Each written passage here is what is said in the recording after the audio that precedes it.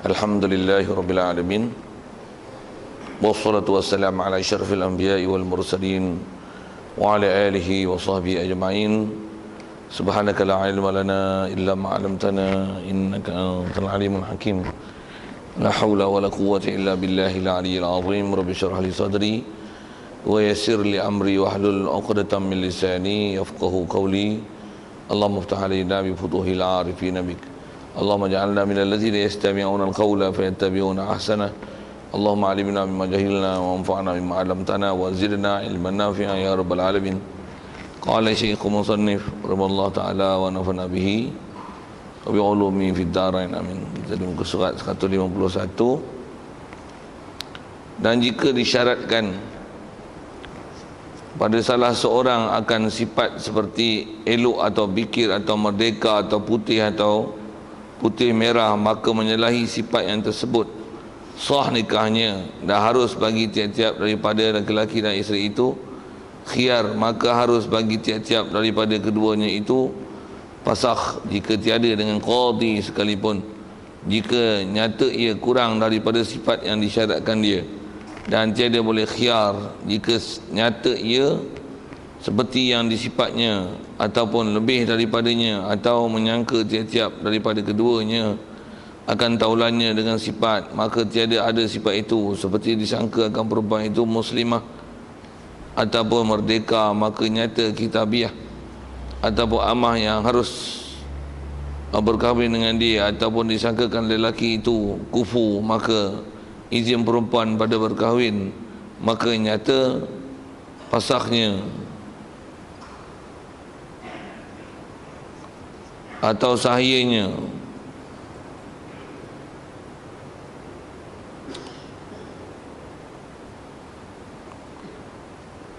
maka nyata fasiknya ataupun sahihnya atau hina nasabnya atau pekerjaannya, maka tiada khiyar baginya kerana taksir dengan meninggalkan bahas.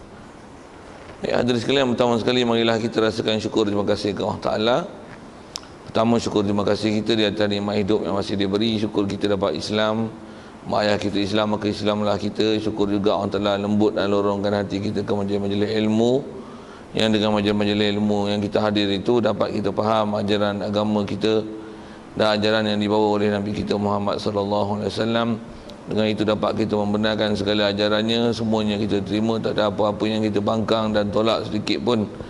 Syukur Allah Ta'ala jadikan hati kita yang selembut itu, yang dengan kita membenarkan di hati apa yang diajar dan dibawa oleh Nabi kita Muhammad sallallahu alaihi wasallam, itulah dikatakan iman. Syukur juga dengan iman Islam itu kita boleh taat patuh perintahnya, meninggalkan larangannya, dan syukur juga kesihatan, kelapangan masa diberi, begitu juga hidayah taufik yang masih dikekalkan, dapat kita dengan itu dapat hadir untuk solat subuh pada pagi ini, dan insya-Allah dengan segala limpah kurnia itu juga kita manfaatkan masih ada meneruskan bacaan kitab daripada kitab Matla'ul Badrain insya-Allah. Kita dalam masjid ni main iktikaf sama-sama, lepas niatnya saja aku iktikaf dalam masjid ni kerana Allah Ta'ala. Kata Musannif, dan jika disyaratkan pada salah seorang akan sifat seperti elok atau bikir atau merdeka atau putih merah, maka menyalahi sifat yang tersebut sah nikah, dan harus bagi tiap-tiap daripada lelaki dan isteri itu khiyar. Okay. Apa kita nak sambung tu, masih lagi bab khiyar dalam bab nikah ni. Jadi kita nak sambung ni adalah beberapa permasalahan yang kalau ikut dulu kita dah bicara apa yang dikatakan aib, yang memang aib itu dengan sebab tu boleh terpasah nikah. Jadi kita nak sambung pagi ni insya-Allah adalah istilahnya ada aib, tapi aib ini bukan aib yang boleh menyebabkan fasakh, tapi aib ni ialah aib yang suami, yang bakal suami atau isteri yang mereka mensyaratkan, ada syarat yang mereka letakkan untuk dijadikan suami isteri itu. Jadi tengok-tengok ada syarat tu tak cukup, kita nak bicara situlah. Jadi kalau kata mana syarat yang tak cukup disebabkan gila, sopak, kusta, itu juga ada rotqaq, korna, ada unnah, itu yang kita dah bicara. Yang tu memang ada peruntukan khas syarak. Dia kata dia adalah termasuk dalam aib-aib yang boleh khiyar, dan boleh dipasang nikah. Yang ni nak sebut tentang ada yang tak disebut dengan syarat apa dia itu, tapi masing-masing pihak suami atau pihak isteri mensyaratkan syarat tertentu. Baik itu dia nak kata gini, jika disyaratkan oleh salah seorang akan sifat seperti elok ataupun bikir dia nak dara lah, elok tu bahasa mudah kita kot cantik kot, ataupun merah ataupun merdeka merah ataupun merdeka, syaratnya mestilah merdeka bukan hamba, ataupun putih merah. Ni warna merah, masuk putih merah ni warna kulit lah, ataupun dia kata nak warna hitam, nak kelabu, nak gemuk, nak kurus. Itu sifat-sifat yang diletakkan, ataupun nak orang haji agama. Tengok-tengok bila kahwin maka menyalahi sifat yang tersebut. Dari sisi hukum dia sebut gini dulu, sah nikah sah. Siapa nak sah nikah? Kerana tak syarat nak sahkan nikah mestilah syarat ni sempurna baru sah. Tidak. Akad nikah macam mana kita dah belajar bab rukun nikah apa semua tu, cukup akad nikah, cukup syarat dia ada ijab kabul, lelaki perempuan wali saksi, ada tu cukup pula syarat wali dan saksi semua, sah. Tu syarat ni macam mana? Okey, jadi bila ada syarat ni masing-masing lah pula. Jadi asal disebut sah nikah, dah harus bagi tiap-tiap daripada lelaki dan isteri itu boleh khiyar. Dari segi khiyar boleh khiyar, maka harus bagi tiap-tiap daripada keduanya itu pasakh. Dan boleh pasakh ni kata dia jika dengan tiada dengan qadi sekalipun. Boleh pasakh sekalipun tak dengan qadi. Adapun masalah yang lepas kita bicara, dia mestilah dengan qadi yang menyelesaikan permasalahan tu. Jadi kena lapor pejabat agama. Kalau yang ni tak payah lapor dengan pejabat agama pasal masing-masing bersyarat. Jadi kalau kata tak cukup syarat, boleh tu. Ayat nak sebut, nak faham seterusnya ialah boleh pasah jika tiada dengan qadi sekalipun. Boleh. Dan boleh pasah tu jika nyata ia kurang daripada sifat yang disyaratkan dia. Jika syarat yang dikenakan tu tak ada lah. Dan kalau kita lihat di sini, kenapa boleh pula? Kenapa boleh ni? Pasal masing-masing pakat setuju pasah lah. Dari segi boleh. Pula tu masing-masing yang syaratkan. Patutnya benda tu taklah aib dan syarat. Gemuk, kurus ni biasalah kan. Begitu juga kalau disebut tu kulit putih, kulit merah, kulit gebu, apa tu? Rambut panjang, rambut kerintin, apa lagi? Rambut pendek, apa sumpama tu lah kan. Tengok-tengok tak cukup syarat, sah nikah, tapi boleh fasakh. Okey. Dan tiada boleh khiyar jika, okey, selesai tu. Sebab tu selesai dah. Dan tiada boleh khiyar jika nyata ia seperti yang disifatnya ataupun lebih daripadanya. Baik. Jadi kaedah seterusnya dia sebut, kalau katalah dia buat syarat nak kulit sawo matang je, tengok-tengok putih. Nak putih, tengok putih kemerahan. Lagi maksudnya apa yang dia buat syarat tu, tengok lagi cantik, lagi bagus. Dia kata gemuk pun gemuk lah, gemuk tak apa, tapi janganlah gedempul. Dia tengok slim gila punya. 32, 24, 32. Oh tak faham sudah kan. Orang tua dulu guna bahasa gitu kan. Untuk sebut ukuran tu. Apa cerita ni. Baik. Jadi kaedah dia tiada boleh khiyar jika nyata ia salah seorang daripada suami isteri yang disyaratkan tu seperti yang disifatnya. Macam mana yang disifat tu ada? Bikir, memang bikir. Kaya, memang kaya. Handsome, memang handsome. Ada sifat, ada pun lebih. Lebih ni handsome, bukan handsome. Handsome dan awesome. Saja tambah bahasa dia guna handsome tu. Handsome dan awesome.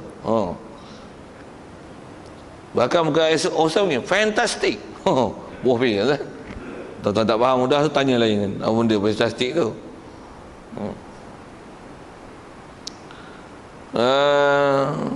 Jadi ada sifat itu ataupun lebih daripadanya. Okay. Kalau faham tu macam mana?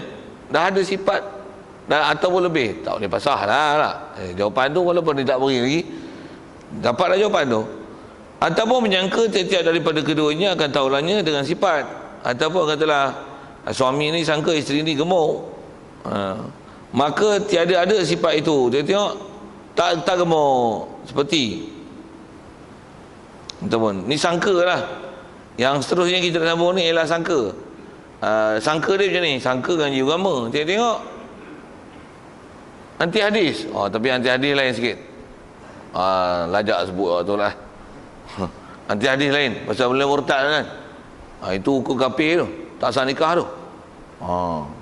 Tengok Syiah, itu pun awak tu, lain bab tu. Tapi kalau ingat sekolah agama, tengok sekolah kebangsaan. Pula tu bukan syarat. Dia tak buat syarat, tapi menyangka. Ni menyangka ni. Yang kita bicara yang dah selesai tadi, yang tu dia letak syarat. Syarat nak jadi ni mesti dah sekolah agama. Pakai tudung labuh. Tak pun pakai niqab katanya. Dia bubuh bahasa itu. Yang ni dia menyangka dia pakai burdah ni. Sekolah agama pakai burdah katanya. Katalah itu pakai niqab. Dia pun tak bubuh syarat, cuma menyangka. Nak cerita sangka ni. Disangka perempuan itu muslimah. Disangka muslimah. Maksudnya Islam. Muslimah ni Islam lah. Ataupun merdeka. Maka kita tengok nyata kitabiah. Kitabiah ni kita ada bicara itu. Kitabiah ialah orang kafir ahli kitab kan?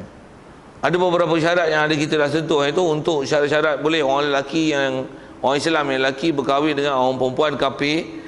Cuma kafir dia bukan kafir asli, kafir wasani. Kafir ni dia panggil kafir ahli kitab, kafir kitabi. Ada kita bicara dulu, tak ada pergi rujuk balik tempat bicaranya.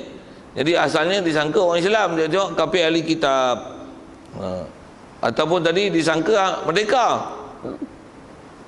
Tengok-tengok amah, hamba. Hamba pun hamba mana? Hamba yang harus berkahwin dengan dia. Yang ni pun kita dah bicara lepas. Pasal hamba ni ada syarat untuk boleh kahwin dengan hamba. Dia tak semutlaknya boleh kahwin. Antaranya harga orang merdeka mahal, orang merdeka payah nak dapat. Pula tu ditakuti kalau dia tak berkahwin boleh mendatangkan zina. Hak tu ialah antara syarat-syarat untuk boleh orang merdeka kahwin dengan hamba. Tu yang hamba tu dikait. Hamba ni hamba yang dia boleh kahwin. Jadi kalau kata kafir kitabiah ni pun disangkanya muslimah. Dia tengok ahli kitab. Jadi faham tu ahli kitab ni masih dia boleh berkahwin. Syarat membenarkan tu. Jadi yang tak cukup ni apa? Tak cukup berdasarkan sangkaan dia. Dia tak berbuat syarat, tapi menyalahi sangkaan. Sangka-sangka handsome. Tengok-tengok, Masya Allah. Apa nak buat bahasa dah. Tengok masem. Tadi handsome awesome, ni handsome masem. Masam lah. Saja saya nak awesome, handsome masem tu. Ingat rambut panjang, rupanya macam jantan. Tu pun tak berbuat syarat. Sangka. Ataupun disangkakan lelaki itu kufu. Orang perempuan ni sangka lelaki itu kufu. Maksudnya padan dengan dia. Dari sisi sudut dia dengan cikgu agama, yang di sekolah agama, dia jaga semayang, ni jaga semayang. Maka izin perempuan itu pada berkahwin. Perempuan tu pun bagi izin lah pasal disangka kufu. Kita tengok maka nyata. Kalau ikut tulis itu pasah.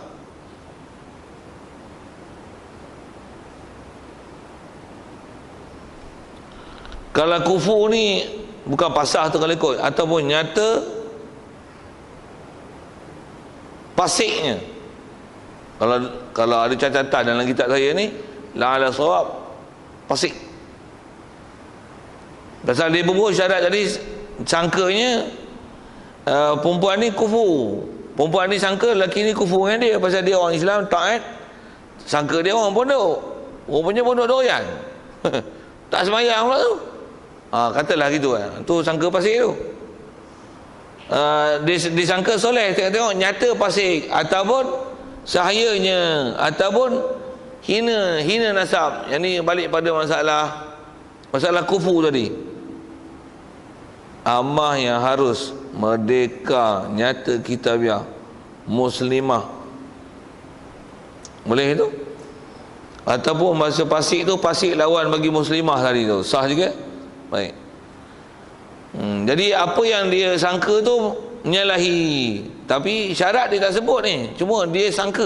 Okey, bagi beza. Saya saja nak ulang tu, nak menunjukkan perbezaan apa kes dengan hak tadi dengan kita bicara ni. Ataupun hina nasabnya, ataupun pekerjaannya. Yang ni masalah kufu. Tengok-tengok dia Arab Quraisy, disangkanya lelaki tu Arab Quraisy. Tengok-tengok orang Paris. Tapi Islam lah. Pula tu mualaf. Oh, leceh tu. Tu. Apa sebut apa lagi? Nasab pun kita ada bicara dulu bab masalah kufu, masalah nasab tak nasab. Cuma dengar tak dengar, datang tak datang, faham tak faham, ingat tak ingat. Macam itulah pula kan. Pasal dia pelajaran ni berkaitan dengan hal lama. Macam mana pun tuan-tuan tak faham, tanya lain lah. Ataupun pekerjaan, disangkanya kerja apa? Ustaz, cikgu sekolah. Tengok-tengok kerja majlis bandaran, tukang kutip sampah. Disangkanya kerja operator, kerja kilang kan. Tengok-tengok kerja indah water, sedut tahi tu. Bofi kan, nak bagi contoh tu kan. Macam mana? Jadi kerja dia tu leceh. Maka tiada khiar baginya. Yang ni tak ada khiar. Pasal apa? Yang ni syarat dia tak apa, tapi sangka. Kahwin ni, yang ni mesti perempuan ni pandai masak ni. Tengok-tengok nasi wangi. Rice cooker wangi lah, boleh. Naik masuk rice cooker buah nasi mentah. Buah pi gitu kan, nak kata sangka tu kan. Mesti perempuan pandai masak ni. Kelas kemasakan. Kelas pula kelas sains SRT, sains rumah tangga punya. Tapi masak tak kerti. Leceh tu. Sangka tu. Sekolah agama sangka pakai tudung. Tengok marok. Minah rok rambut berkala. Macam mana tu? Tak ada khiar. Pasal apa? Tak ada khiar ni kerana istilahnya taksir. Pasal dia sangka je. Bila dia dah sangka ni, dia tak mensabitkan khiar. Pasal apa? Pasal apa tu? Kerana istilahnya taksir. Bahasa Melayu terjemah taksir ni cuai. Sangka orang mengaji, tengok-tengok alif bata pun tak kenal. Atau seumpama itu. Sangka orang pakai tudung labuh, tengok-tengok bertatu badan. Tak ada khiar. Tak ada khiar. Macam mana pun dah tengok, dah tak boleh khiar, buat apa? Bela pening kepala.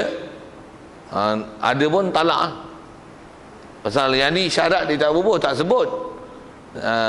Sangka macam lain, jadi macam lain. Sekali lagi saya nak ulang tu, nak tunjukkan beza tu kan?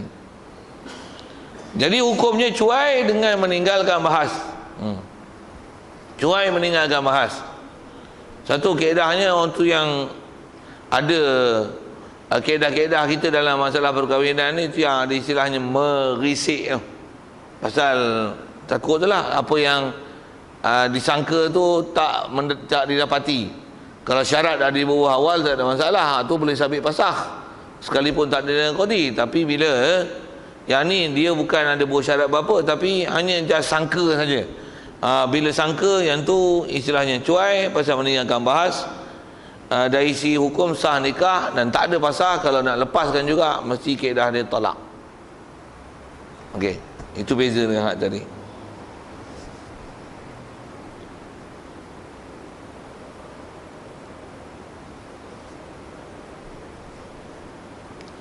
Baik, selesai tentu.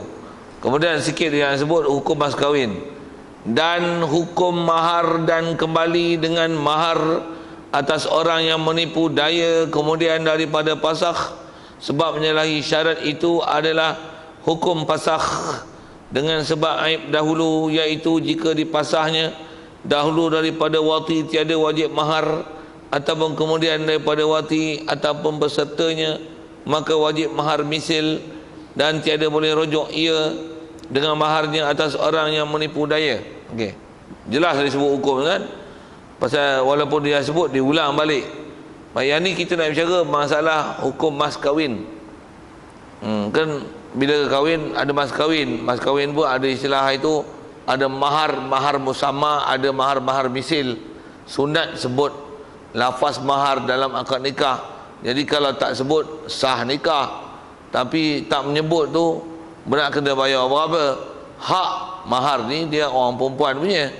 Jadi kalau katalah dia redha ataupun dia lepas hutang tu satu hal, tapi kalau dia minta sedangkan lafaz mahar tak disebut dalam akad, wajib suami bayar istilahnya mahar misil. Mahar misil ni istilah terjemahnya mahar seumpama. Tengok nisbah orang perempuan tu, pendidikan dia, belajar sampai mana, lepas tu umur berapa, dia punya segak macam mana, saiz macam mana, apa lagi sebut, yang tu pekerjaan, kalau ada kerja macam mana, akhlak macam mana, tera ni berapa ribu, tera ni berapa ribu, hak tu dah dah kira mahal misil.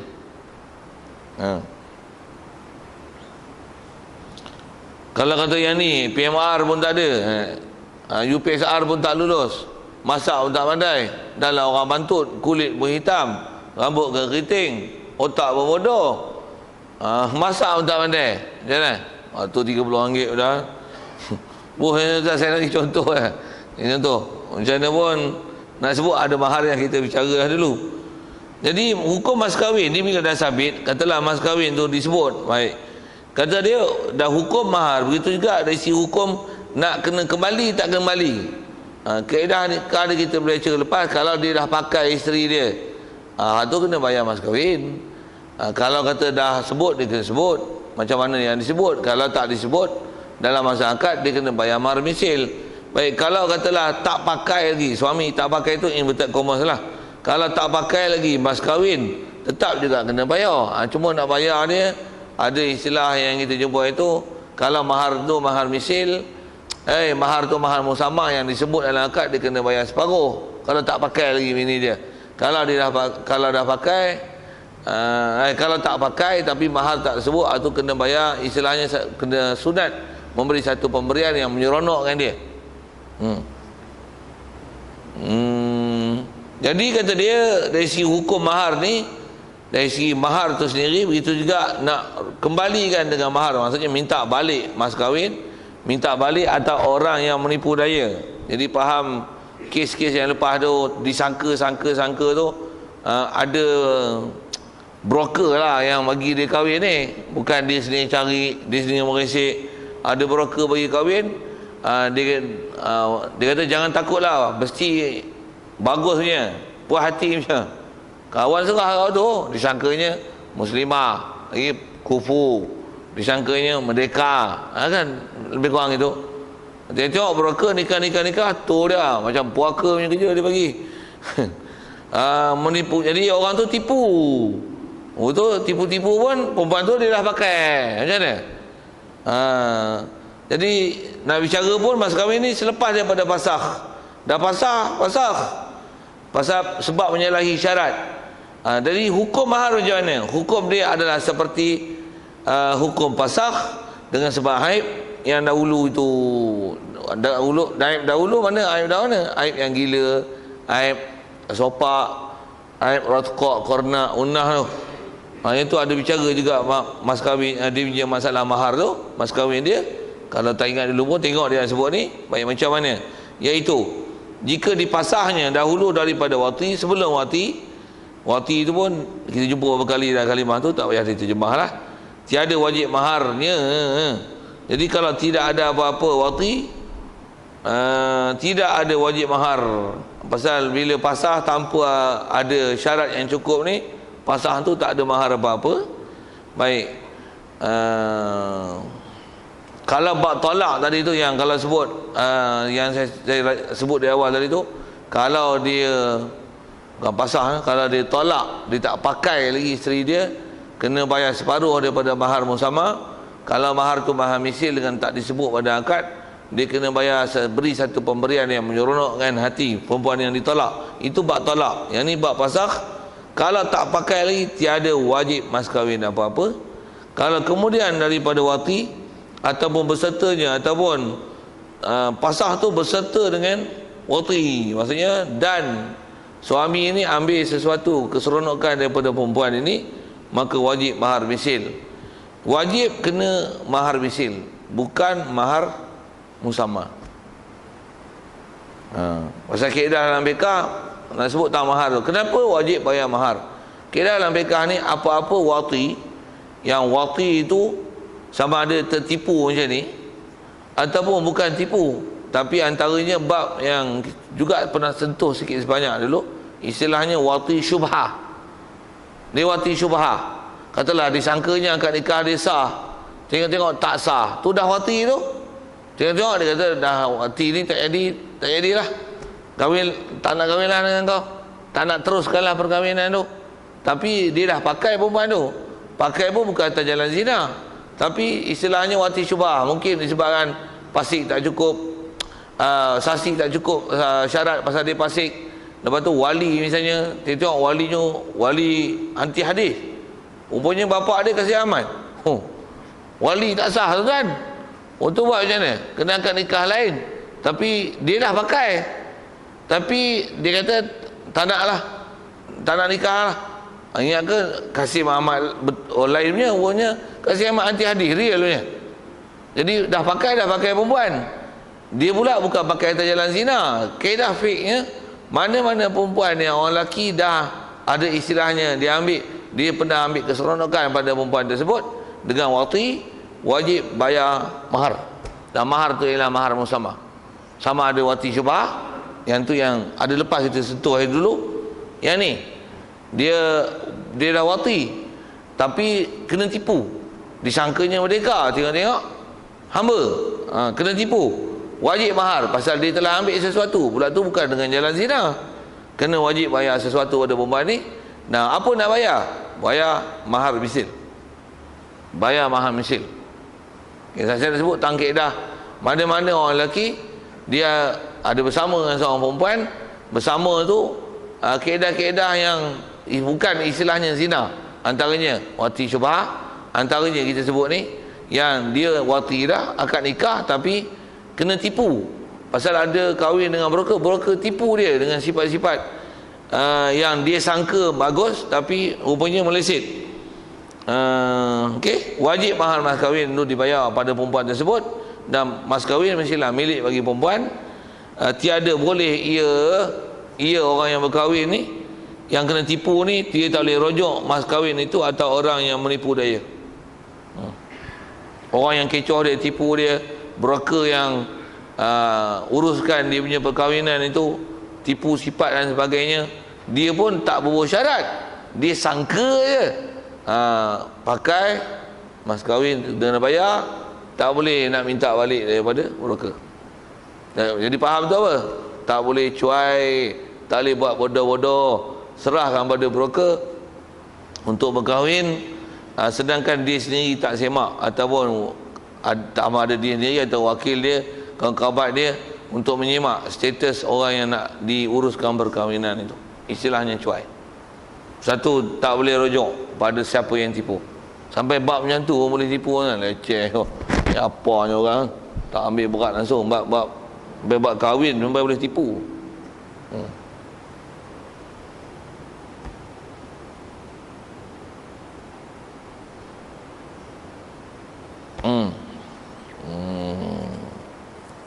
Ada soal itu?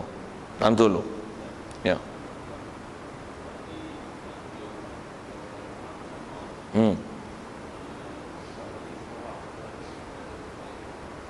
Sebab wati syubhah semata-mata.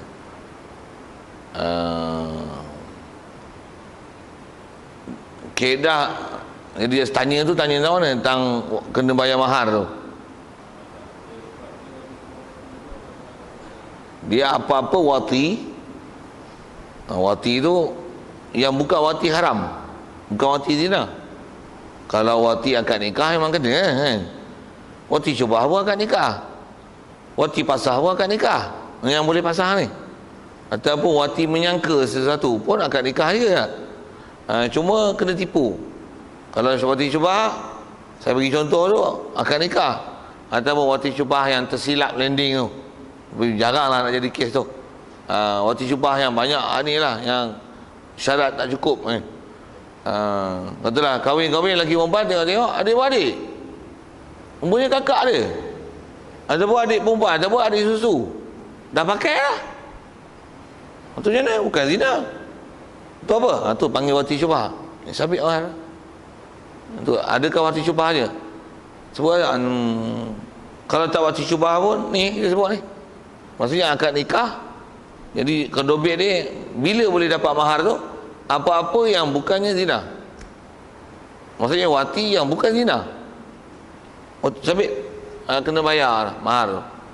Bagi contoh zina, yang kata bukan zina, zina memang tak sabit apa-apalah. Allah SWT.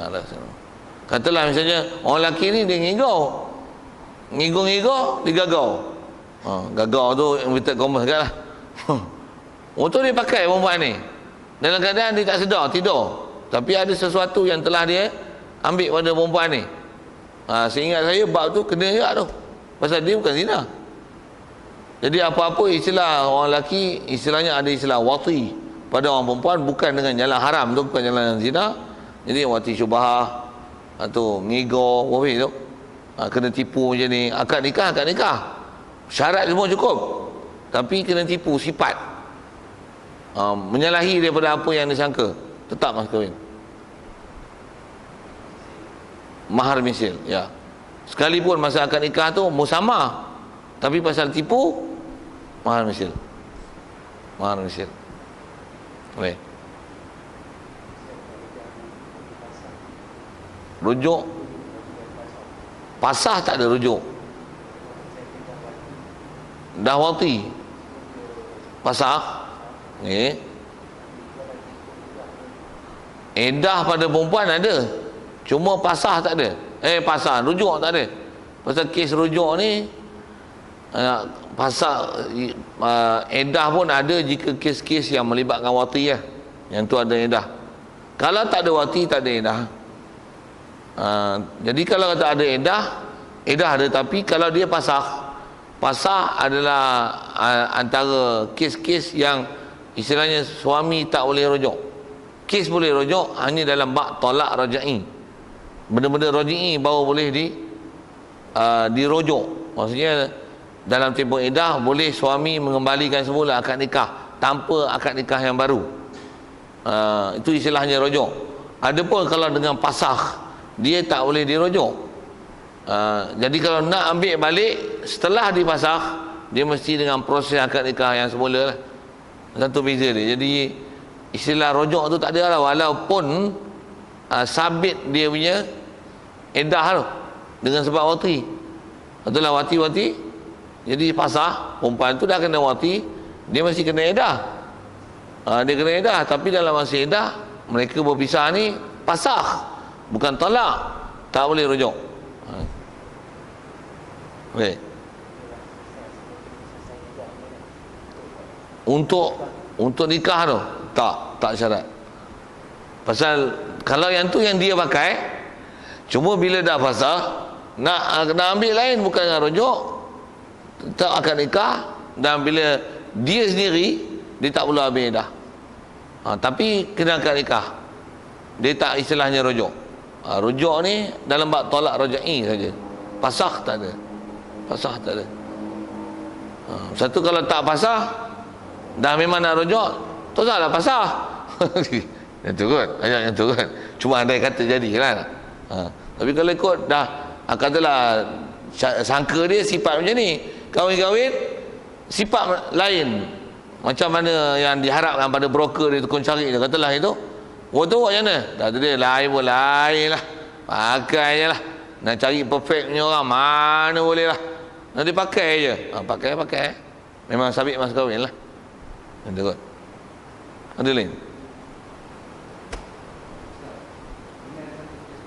Ya.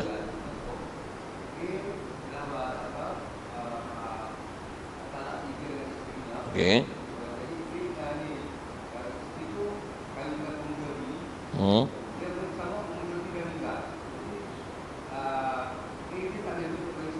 Ya. Suami yang baru ni tak pakai lagi. Macam mana tu, macam tu lah. Betul dah tu ayat tu.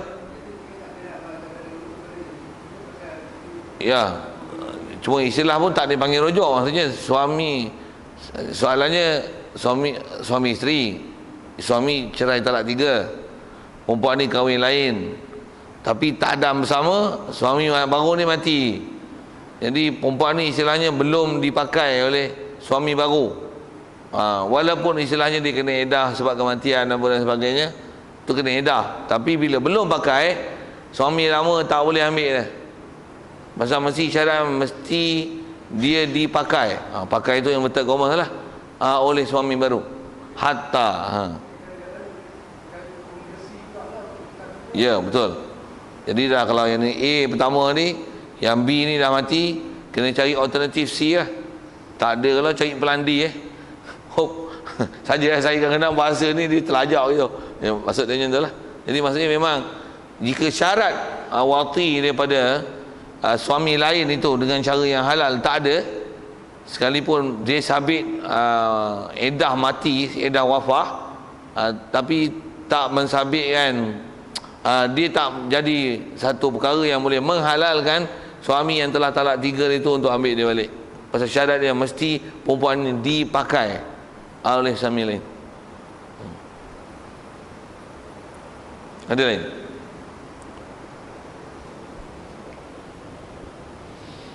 Baik.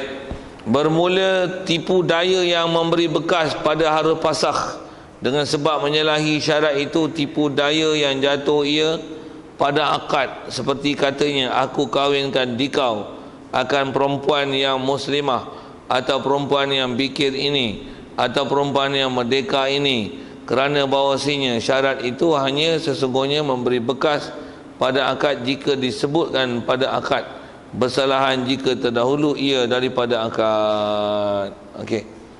Yang ni satu isu sikit tentang masalah tipu-tipu ni. Kata dia bermula tipu daya yang beri bekas. Okey. Tipu yang beri bekas, maksudnya tipu yang beri bekas ni tipu yang menyebabkan tak sah nikah. Tipu yang kita lihat tadi tu, kalau contoh saya bagi kata broker-broker tu, disangkanya ataupun bubuh satu sifat, bubuh syarat, tapi syarat tu bukan ada disebut pada masa akad nikah, tapi syarat tu telah diberi awal. Tengok-tengok dinikahkan dengan syarat tak cukup. Ayat yang disebut tadi apa? Sah nikah. Sah nikah. Cuma nak pasah, kes boleh pasah, kes boleh pasah tadi. Baik, yang ni dia sebut ni yang tipu tapi beri bekas. Istilah beri bekas maksudnya nanti akibat dia akad nikah tu tak sah. Okey. Jadi tipu daya beri bekas pada harus Pasakh dengan sebab menyalahi syarat itu, masuk beri bekas ni menyebabkan akad nikah tu tak sah. Jadi tak payah pasah. Pasal apa? Pasal akad nikah tak sah. Dan tak sah pun pasal ada tipu. Tipu macam mana yang menyebabkan jadi terus tak sah, tak perlu pasakh. Macam ni. Dialah tipu daya yang jatuh ia, tipu ni, pada akad. Tu dia punya ayat sepadan dia punya keyword dia. Dialah akad nikah, tipu daya yang jatuh pada akad nikah. Masa akad nikah tu syarat itu disebut, dan syarat tu tak menepati apa yang macam mana kehendak. Nah, jadi tipu tu ada pada akad. Aku nikah akan dikau dengan, katalah tunai lah kan, tapi benda tu disebut dalam akad, aku nikah akan dikau dengan si Joyah binti Abdullah ini, dengan yang anak dara ini, yang cantik ini, yang kaya ini, yang merdeka ini, dengan mas kahwinnya 20 sen tunai. Yang tu saja bagi ayat terkejut, 20 sen. Okey. Tunai. Tengok dia pun terima. Tengok-tengok, katalah sama ada salah satu tak cukup ataupun semua tak cukup, tak sah nikah. Pasal apa? Pasal benda tu disebut dalam akad. Aku nikahkan akan dikau Joyah binti Abdullah yang anak dara ini, dengan harga, dengan mas kahwinnya RM20 tunai. Aku terima ni. Tengok-tengok, dah tak fikir, dia sayyib. tak sah akad nikah. Tak sah akad nikah. Okey. Tentu keyword nak tengok mana beza boleh jadi sah tak sah akad nikah tu sendiri. Seperti katanya kata dia, aku kahwinkan dikau akan perempuan yang muslimah, yang Islam lah, ataupun perempuan yang bikir ini, ataupun perempuan yang merdeka ini. Yang ni dia istilahnya memberi bekal, maksudnya memberi mudarat. Masuk beri mudarat apa? Tak sah akad nikah. Bahawasanya syarat itu hanya sesungguhnya memberi bekas pada akad jika disebutkan pada akad. Okey. Yang tu dia punya fakta yang kita nak ingat, nak faham tu. Syarat yang beri bekas pada akad nikah, maksudnya akad nikah tu jadi tak sah jika syarat tu disebut dalam akad. Disebut dalam akad. Satu sekali lagi saya sebut nisbah sah tak sah. Katalah ada nikah kontrak, tapi kontrak ni bukan kontrak yang disebut pada akad. Nikah kontrak ni maksudnya akad nikah betul lah, tapi janji dealing siap lah, sembang. Berapa kahwin kita nak nikah, berapa tahun kita nak nikah ni? 3 bulan cukup lah bang. 3 bulan je boleh? Boleh lah. Daripada merapu je, baik saya kahwin dengan awak, boleh juga bagi khidmat sosial katanya. 3 bulan.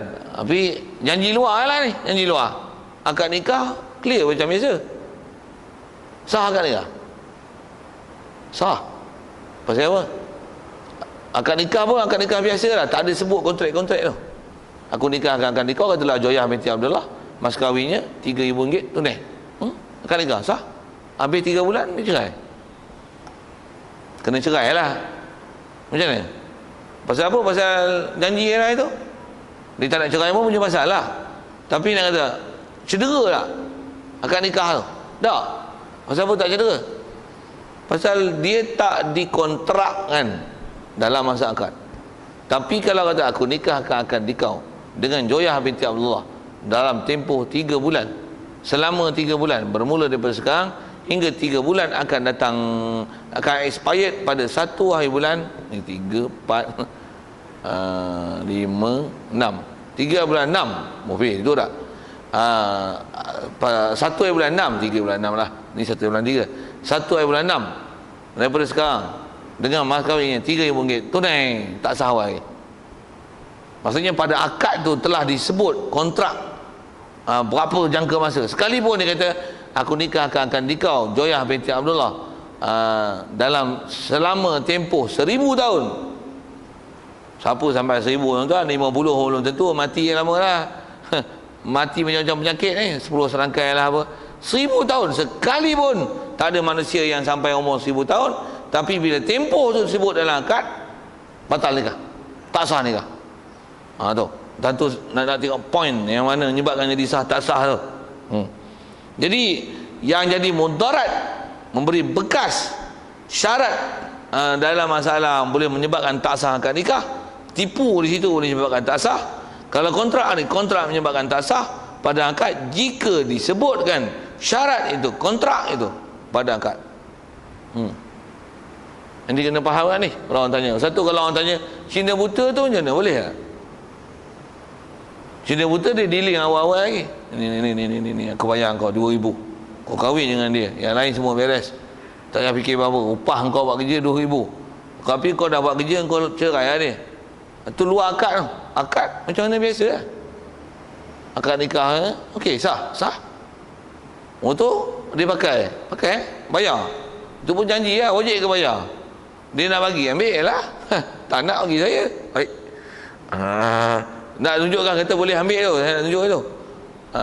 Itu batal lah pasal kontrak. Tak disebut dalam akad, tak boleh bekas, tak mudarat. Tengok dia nak pakai, okey lah kata dia. Dia punya apa, suspension pun cantik lagi kata. Oi, kau saja guna bahasa tu kan.